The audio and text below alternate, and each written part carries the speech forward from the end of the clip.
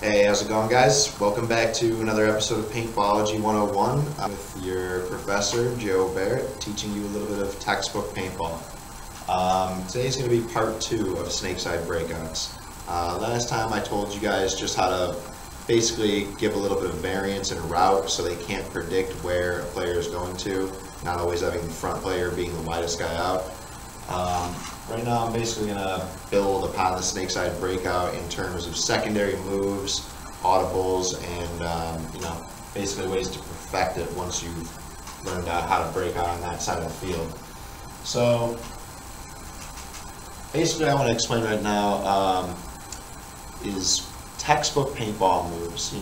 There's a lot of moves in paintball that you can basically just predict situationally, and a good paintball team plays so the other team plays reactively off them.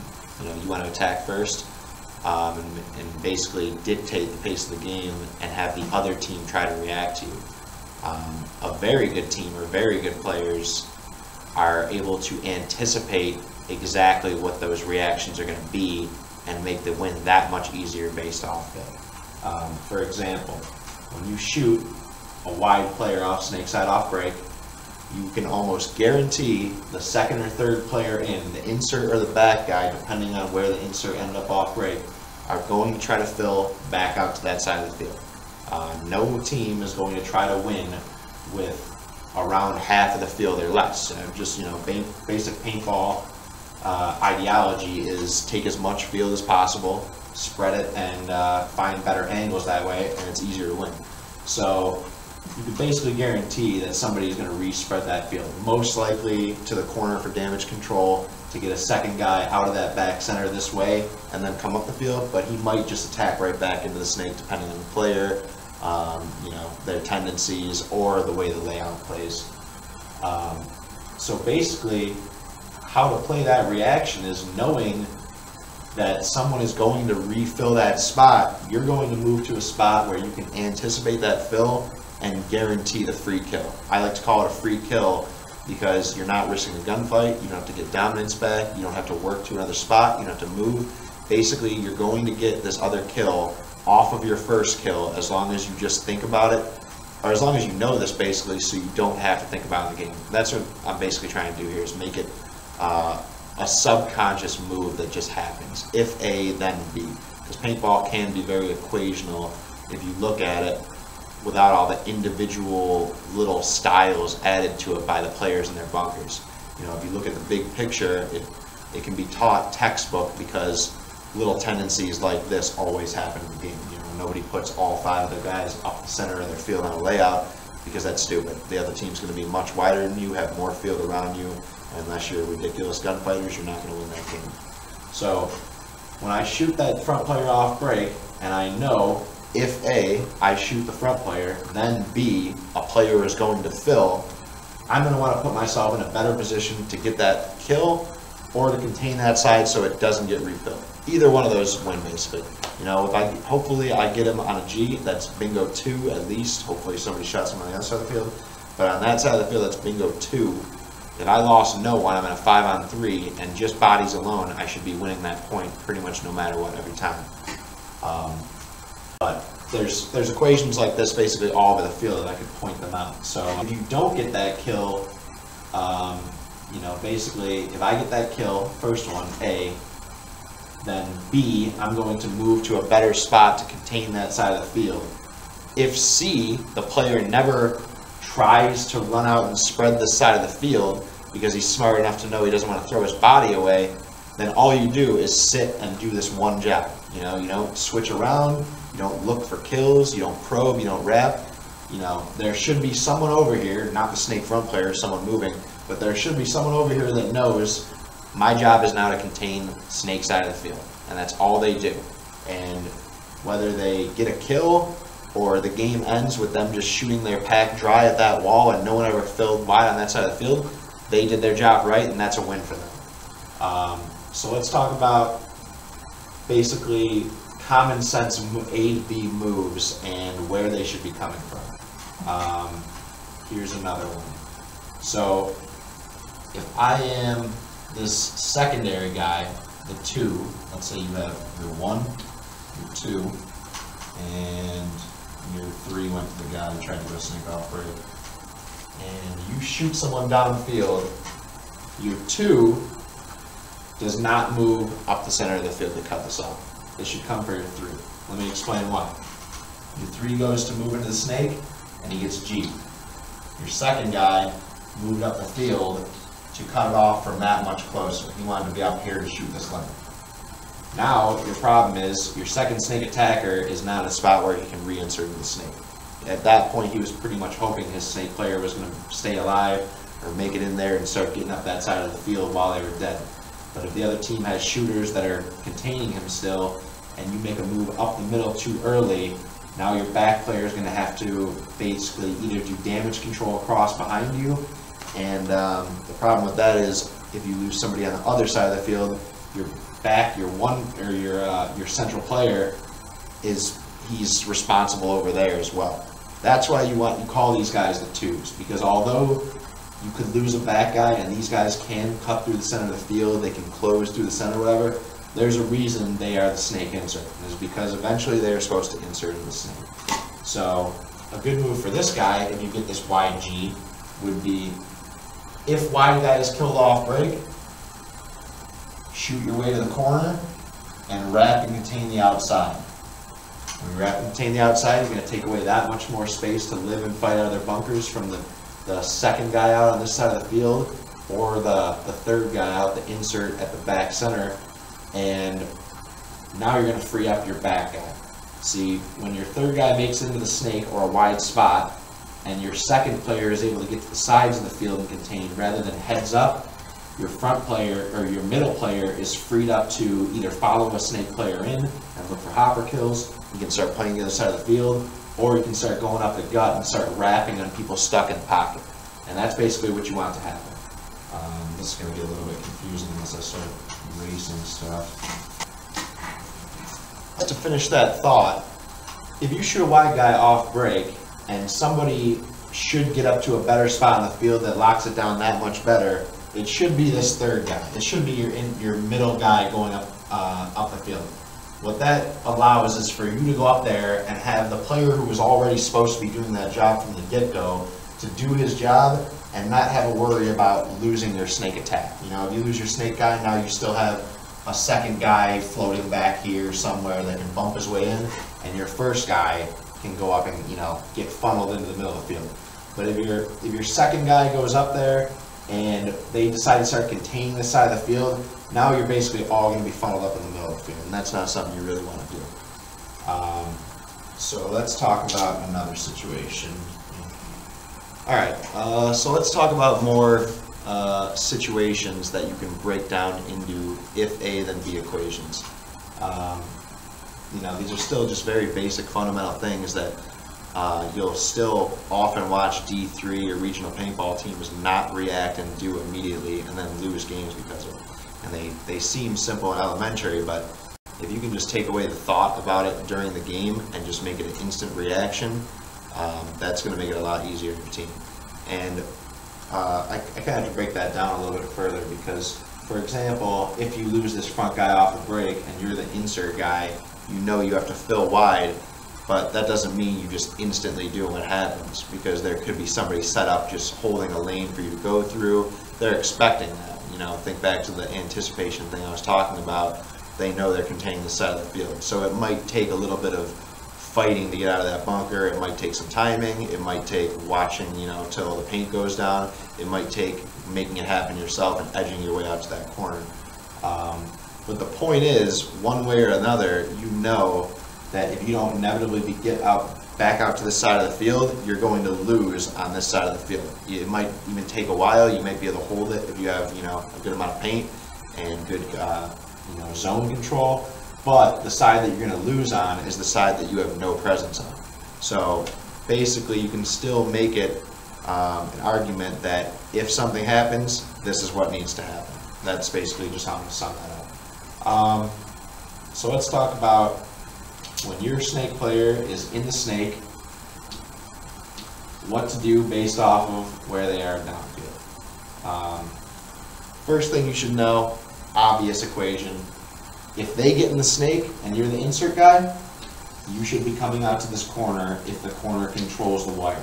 You know, on a field like this, not all fields even control the wire, so we've had plenty this year in the PSP where that wouldn't really do much, but on a field where you can watch the tape or at least somewhat watch over your snake front player from a corner bunker, you know you have to get out there when they get in the snake.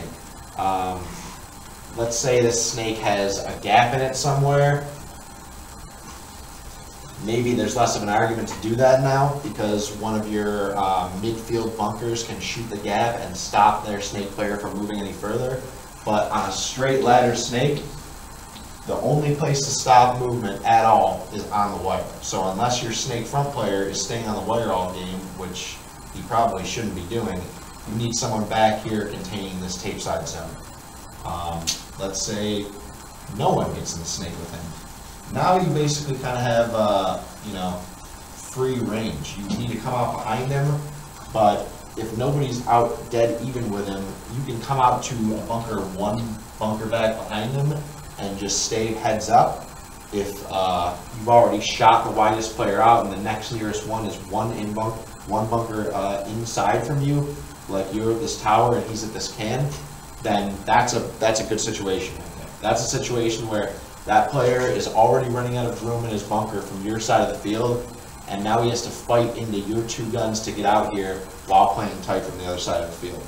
If you can get out to the corner to wrap further in, even better. If you can get out into the snake and wrap a snake notch rather than playing it inside or down the wire for your snake player, even better. Now your snake player can go all the way down the wire while you come in behind him and start shooting for hoppers or whatever else on the side of the field. The big thing to do here is remember your direction. When you come in here as a snake insert player or a snake side player, anybody but that middle guy that could be going either way, you are focused on snake side. You know, you're trying to win this battle on the snake side. A lot of times that means getting the 50 or crossing it to get those easy kills on packs and sides out of the Dorito side or the center of the field. But a lot of what that means if you're playing the field right is winning on your side of the field. You know, killing the guy that's heads up from you and then keeping this side of the field empty while you move forward. If you're going down the snake side, you're going to have shots on Dorito side players, but as that insert guy, you can realize that your front guy is going to have much better shots from you down the field, so your job is still to worry about snake side. And even if the next nearest guy is back center, that's going to be a snake side guy eventually if you don't keep an eye on him. So you need to stay on that job and allow your front player to look for those other kills. Don't get greedy with it. Let's say you've had this breakout happen where your snake player makes it in. They did not make it in the snake, but you didn't get a bingo. Maybe he's just pent up in the nearest insert bunker, the God bunker, or the corner. You have your insert guy coming out behind you. If your insert guy is able to contain his mirror heads up, or whatever the widest thing is while this player is going down, your back player is now freed up to go to that better containment bunker. And that's normally somewhere in the middle of the field. They always put towers or cans halfway to the X. Those are strong bunkers where you've cut down the gap that much more and made it that much more difficult for their players to make any kind of fills or inserts. So if A, you shoot the wide guy off break and your two players make it a lock, you know, you don't lose one of the guys where you're going to have to filter out and become an insert player, then your middle player can go up to, say, this bunker right here and shoot this zone. Now, even if this God bunker is able to put in his mirror, your insert player, and try to move out to mirror up with your snake player, he dies in the lane right here. It's almost a free kill. It's like a game. If these guys didn't make this, you need this guy to be back here as an audible. But if he does make this, you're going to put this guy in a spot where not only is it a much easier to zone control from up here, but if a player decides to get a little bit froggy or freestyle in his bunker to work his way past his mirror, let's say from the God or corner, you're close enough to where you can probably shoot that guy right out of his bunker too. It's a much closer shot than shooting at him from back center where he'll literally watch your lane form downfield and probably be able to tuck it and avoid it. You know, it's just not a guaranteed kill from that far away. So why you want this gun up here is for the last situation that you'll see constantly. And this is one that should be subconscious once again. It's easy. It wraps up the game much quicker than it has to. And this, when you're in the snake alone, I'm going to break down each of the possible situations that could happen. If you get into the snake alone to start off, and nobody is out here, let's say your back and insert player did their job and shot everything going to the snake side of the field, whether it was a snake runner and a corner, just one of them, whatever. If nothing is out past, let's say, this pocket bunker, and you're in the snake, your job right now is to go as far as you can. And hopefully you have a ladder snake like this where you can go uncontested. If you're in a ladder snake like this, you should know that unless someone is in there heads up with you or someone is in the corner, there's nothing stopping you. You know, unless you're crawling too high off the ground or you have a huge pack on or something like that, and someone's in the X shooting down at you and they're kind of tall, there shouldn't really be a physical way for someone to stop you from moving notch to notch on the snake. Why you want to move down is simple. If you're in there and your players are contained this side of the field, you have all the time in the world to work these notches and pinch people out of their bunkers. But your angle from back here at snake 1 or even snake 2 on, let's say, this insert Dorito or whatever would be on this Dorito side in actuality, is not nearly as good as the angle you would have up here at the 50 or past it. So why are you going to take the extra few minutes to play the entire snake when you could get to the spot where all those shots are at the same place and win this point much, much quicker? So basically, no one's out here at all. You're going to go all the way down to their snake 1 and you're going to rat. And you're going to rat because not only are you going to kill the guy who's trying to get out this way and fighting your players heads up downfield, but in doing that one move, you're going to also be a thorn in the side that everybody across field has to look at. And even if they can stay alive from you behind their gun, shooting at whatever notch you are on their side of the snake, you're taking them off what they're supposed to be doing. One of these guys over here is probably supposed to be containing this Dorito side of the field, not keeping himself alive, shooting at you. One of these guys up the Dorito side of the field should be worrying about attacking and shooting out your back and insert players rather than shooting back over his shoulder at you. So what you gotta understand is, once you get up that far, whether you can get kills or not isn't really what matters. The point is, that's where you're supposed to be in terms of field position. Let's say somebody gets out to this side of the field, but they don't get in the snake. Let's say they get in the corner. You should still not be messing around with these first few notches. You know, you should be either shooting down the wire and moving while you do it, or you should be getting your insert guy in the corner or somewhere where he can support you and help you get down the field. And at this point, you should still be going at least to the 50, if not into their side of the snake. Depending on the snake and how long it is, and the layout and the clusterings from crossfield, it's, you know, I can't say whether it's always a good or bad decision to go as far down as you can, because at certain points you might be close enough to that corner that he can run you down and live with you, not even trade out, but run you down. And let's say you're in his snake 1, if you're within 20 feet or so, he may be able to clear that gap in like a second or two, take you out and live and change the game around, you know, basically just completely change the momentum of the game based on position. So you don't want to be over aggressive and get right in front of the one person over here. But if there's one person alive on this side of the field and he's the last one, or what I like to call the island, you should basically know that there will be one, if not two guys from the center or crossfield that are killing or keeping him contained so he doesn't insert any further, or they're trying to shoot him out to clear this side out for you anyways. With that being said, you should be trying to get to that 50 or past it with him there. Just be wary, you know, don't die down the wire. Don't forget about him. If you know you're playing with coaching, you'll probably know when he's coming for you. But a lot of times without coaching, you'll have to relay back to your insert player and just let him know, hey, keep him honest, stay over me. You know, you're still shooting at him, and that's why you have conversations with your players. The last thing is when one player is in that snake with you. What do you do? When someone's in the snake with you, now you kind of can't just crawl down to the other end. But if you can figure out who's alive around him, you can play this situation just based on the numbers and help your team win the game, whether you live through the game or not. For example, if one player makes in the snake with you and nobody else is there behind him, his insert player is shot off break, he's the only guy on this side of the field, all it's going to take is for you to just at least trade out with him to give your insert player this entire side of the field, and then he has free reign, and you're going to win on this side of the field. If he has an insert player behind him, however, you see the situation changes. Now you can't just trade, because although, unless you're up bodies or the situation looks better in terms of field position for your side of the team, you in Snake 2 going and trading out with their Snake 2 player still just puts it at, let's just say, a 4-on-4, and that didn't really do anything better or worse for you. It's kind of comes to one of those things where it's making a good move, but not necessarily the right move. And that's basically the situation. That's why I'm trying to point these out, is what the right move is each time.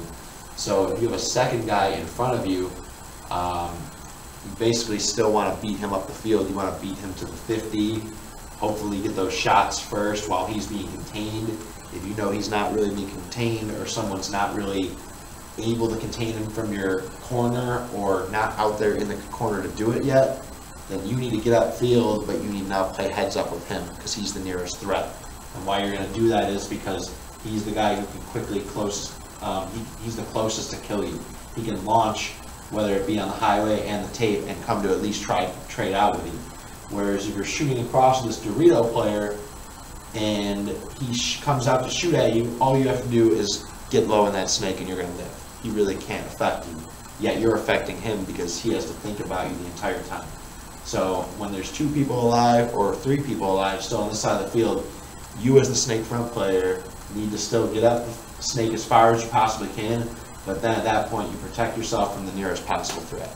I hope that makes some of these textbook paintball situations more clear, and hopefully you can see them from a bird's eye point of view when they're going down the field around you next time, and have better success during these situations. Stay tuned for next episode.